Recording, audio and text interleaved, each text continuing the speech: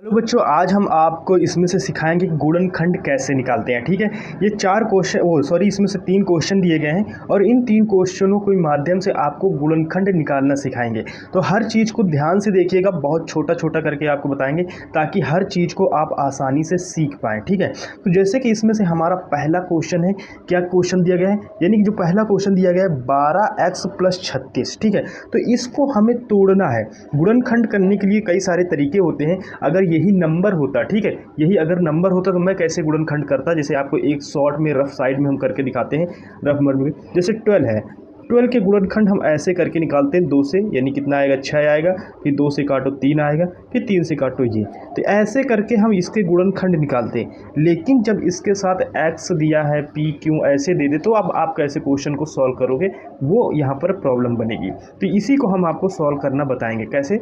जैसे यहाँ पर 12x + 36 है, तो 12 को हम किसी ऐसे यानी कि फॉर्म में लिखें जिससे यानी कि सॉल्व करने में आसान। तो 12x लिखा है तो इसको बराबर लगाओ और 12 का 12 टोटल सेम टू सेम लिख दो। मल्टीप्लाई का निशान लगाओ क्योंकि इस जगह गुणा है, जब इस जगह गुणा है तो इस जगह भी क्या है, यानी कि दिख नहीं रहा लेकिन x लिख देंगे। फिर इसके बाद प्लस कितना है, 36 है।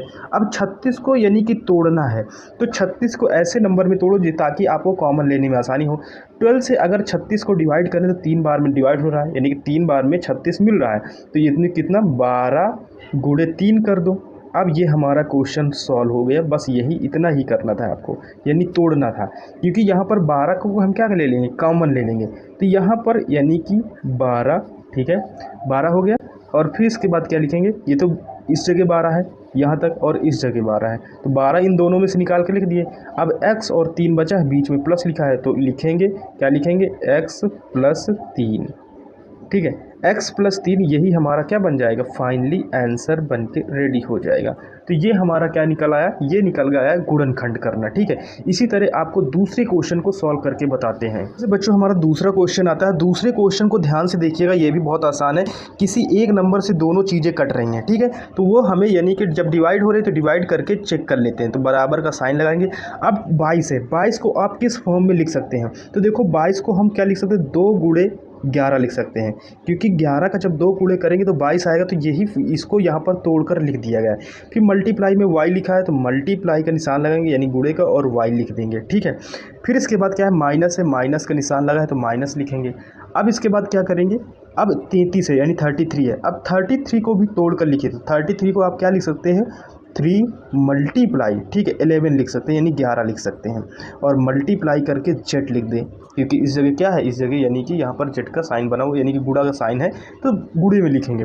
अब देखो इसमें से कोई चीज़ आपको कॉमन दिख रही है, और इन सब चीज़ों में देखो 11 इधर भी है, 11 इधर भी है, तो जब 11 दोनों तरफ है तो 11 को कॉमन ले लेंगे दोनों तरफ से, 11 कॉमन ले। अब जो चीज़ बची है उसको लिख लेते हैं। क्या क्या चीज़ बची ये आपको बता देते हैं। देखो इस तरफ बच 11, जब उठ के इधर आ गया तो 2y बचा, तो 2 लिखेंगे और y लिखेंगे, माइनस का निशान है, माइनस लगाएंगे।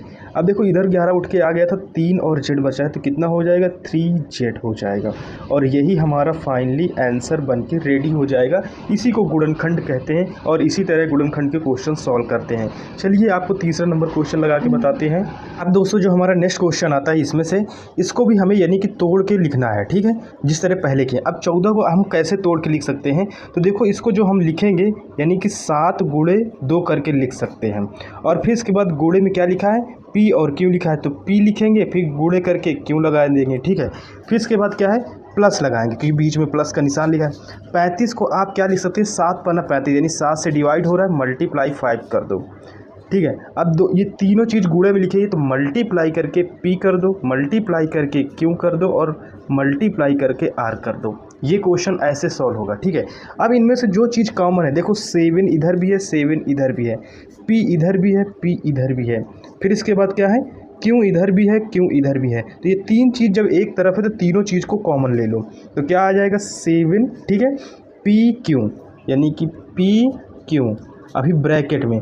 अब देखो 1 2 3 चीज़ कॉमन होगी, तो इसे इस तरफ प्लस के इधर बचा हमारा कितना, 2, फिर इसके बाद प्लस का निशान लगाएंगे, और इधर कितना बचा, यानी कि सारी चीज़, यानी 5 बचा और r बचा, तो 5 और r, ये अब ये हमारा क्या बन गया, फाइनली आंसर बन के रेडी हो गया। आई होप कि ये वीडियो आपको पसंद आया। अगर पसंद आया तो प्लीज़ चैनल को लाइक शेयर सब्सक्राइब जरूर कीजिएगा। मिलते हैं नेक्स्ट वीडियो में, तब तक के लिए टेक केयर, बाय बाय।